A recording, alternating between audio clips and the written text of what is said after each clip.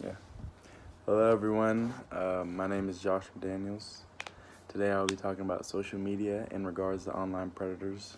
This has been a problem ever since the internet was invented. People will say or do anything to get you to interact with them. So, I personally haven't experienced anything like this, but I've heard stories and just different people around me have told me that they've had some trouble with this in the past. Um, Online predators are individuals who commit sexual abuse that begins or takes place on the internet.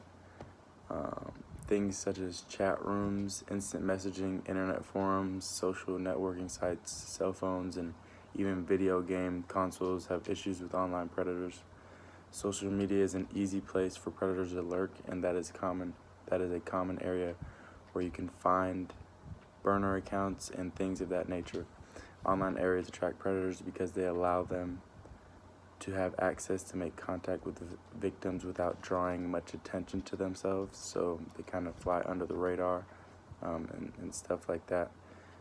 Also, the element of being anonymous online conversations can lead to the luring in of minors, and people who aren't too familiar with social media, they can be the ones that are most vulnerable, or anyone else.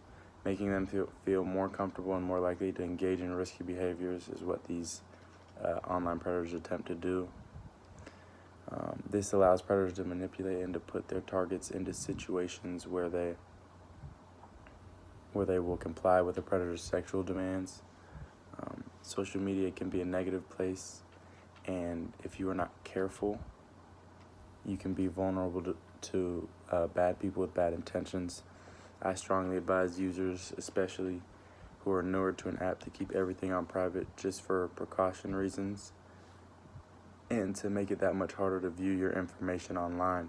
So, like with Instagram, you have to send requests in to follow a person and start viewing their profile. So you can actually set your account to private, and I believe you can do this with Twitter as well as Snapchat as well, and many more apps. So I strongly advise, especially people who are newer to the app, just strongly advise people to start off with their account on private, and eventually, after they get used to the site, then they can expand and let more people start following them and their content and things of that nature. But this online predatory behavior does not often lead to offline contact. So these people will do and say whatever they want to get you to do whatever they want. So especially with minors and people under 18, that's who usually is targeted, or people that are younger than the predator is usually a target for them. So on that note, that is basically social media in regards to online predators, and that is the end of my podcast. So I hope you guys enjoyed my video cast. This was an awesome semester, and thanks for all the feedback. And thank you, and make sure all of you guys finish this semester strong.